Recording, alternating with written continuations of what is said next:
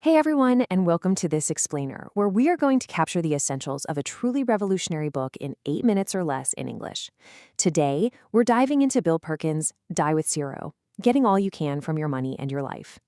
Now, if you've ever felt like you're just endlessly saving for a future that, well, never quite seems to arrive, or maybe you're absolutely terrified of running out of money before you die, this explainer is going to completely flip your perspective on personal finance. It is a real game changer. So we all know that classic fable, right? The ant and the grasshopper. The ant works super hard all summer long to save up food for the winter, while the grasshopper just plays around.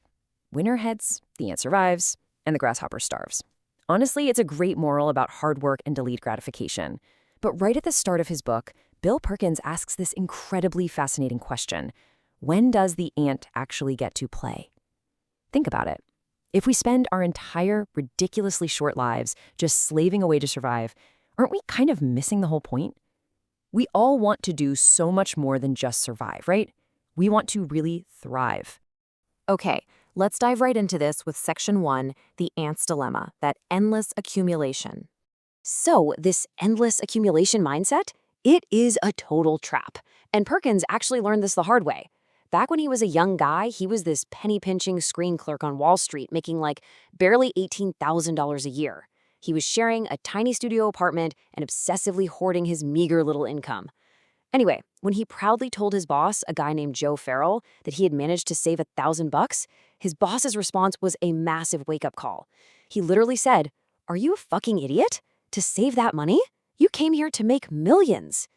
And that's when Farrell introduced Perkins to this huge financial concept called consumption smoothing. Basically, it makes zero sense to take money away from your broke, starving younger self just to give it to your future, much wealthier self. Which brings us to Section 2. Money is life energy, valuing your time. To really wrap our heads around this philosophy, we have to understand this concept of life energy. Money is not just green paper or a bunch of digital numbers on a screen. No, it actually represents the finite hours of your life that you traded away to earn it. When you buy something, or even when you stash money away in a savings account, you are exchanging the precious, totally irreplaceable life energy you spent working for it. And this changes everything. It means that when you just save endlessly with absolutely no plan to spend it, you aren't just hoarding cash, you're actually hoarding your own unlived life. So think about this for a second.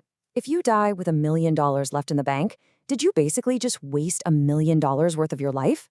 According to Perkins, absolutely. Yes. You spent countless hours of your finite life energy working for that cash. And by dying without spending it, you basically worked all of those hours for free. You completely missed out on the incredible experiences that money could have bought you. Let's move to Section 3 and see how this builds the shifting balance of health, wealth, and time. Now, what's really interesting here is how the three major variables of our lives, health, money, and free time, shift entirely depending on your age group. In your 20s, you generally have a ton of health and time, but, very little money. Then in your middle years, you might finally have the money and the health, but absolutely no free time. And then finally, in your later years, you have the money and the free time, but sadly your health is in decline. And here's the harsh truth. Experiences have an expiration date. Your ability to actually extract enjoyment from your wealth is incredibly dependent on your health. Like Perkins points out, you probably cannot go water skiing in your 90s.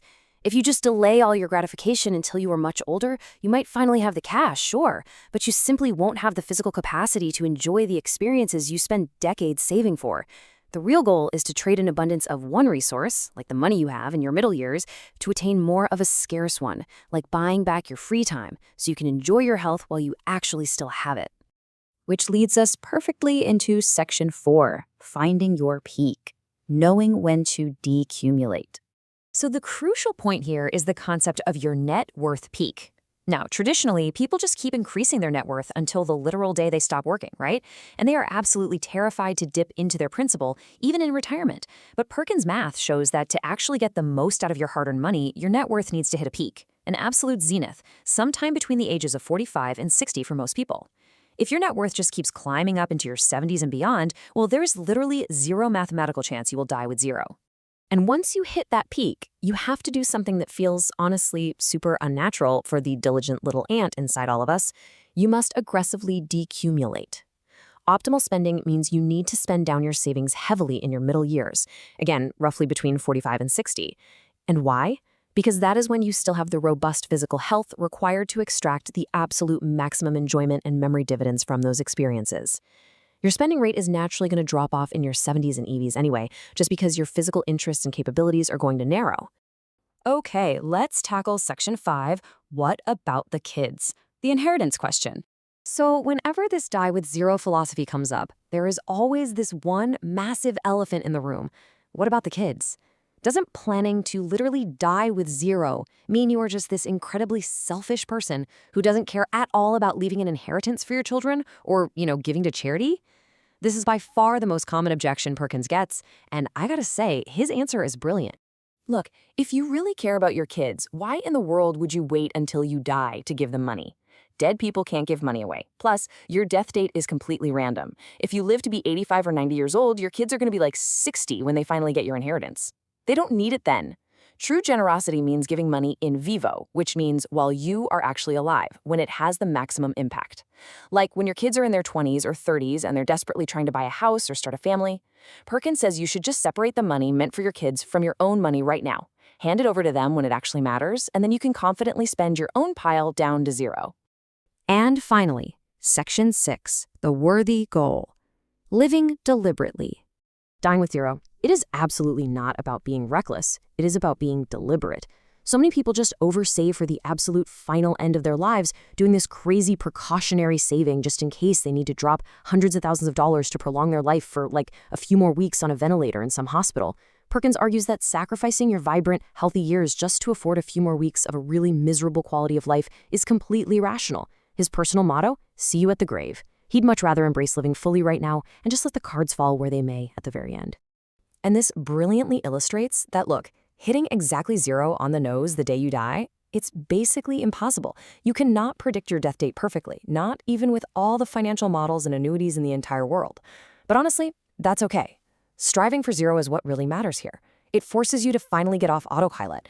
It shifts your entire focus from just mindlessly maximizing your wealth to intentionally maximizing your lifetime fulfillment. So, by tracking your health, identifying your net worth peak, giving to your kids when they actually need the help, and trading your money for unforgettable experiences, you are ensuring that absolutely none of your precious life energy goes to waste. You aren't just going to survive, you are going to truly live. So ask yourself today, what are you endlessly saving all your precious life energy for?